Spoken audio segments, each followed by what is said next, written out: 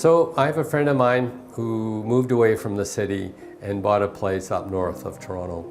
And the issue here is that you're seeing a flight to places outside major cities because people want to get out of the rat race. And if they want to get out of the rat race and they want to get to a nice place, they can raise kids, have fresh air, they're moving out to smaller cities outside. And they may be driving in 2 hours into a major city, but they don't care. They just want to live the good life.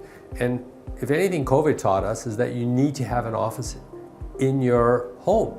So really, wherever you are, that's your office. So the question arises, I'm looking at buying another house. I just bought a house a year ago.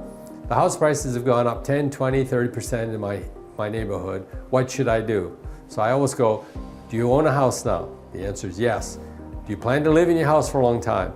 Yes, I do. If you live in it for 10 or 20 years, your mortgages in 20 years may be paid off. If you have a 25-year mortgage, you can accelerate payment by putting 10% down on your mortgage and getting a partial repayment free of charge. That's a freebie I just gave you. Free of charge, you can take 10% of the mortgage. So if you have a $100,000 mortgage, you can pay down 10% of that per year. That reduces your total amount, which is the $90,000, and it just keeps going. The following year, you should be down $9,000. And then the following year after that, $8,100, and keep reducing your mortgage that way. Well, at the end of a very short time, you'll have your mortgage paid out because those goes directly against your principal. Most mortgage companies are allowing you to do that.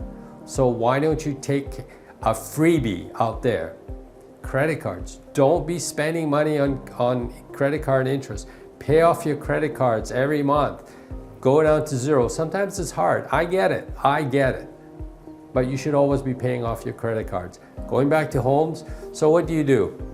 You bought a house and now the house has increased in value and you feel pressure that you need to sell it because you're going to make a whole bunch of money. Well, I gave you secrets on how to pay down your mortgage. Well, the second thing that happens now is that if you sell your house, you're going to have to pay 10, 20, 30% more for another house. So what did you really gain?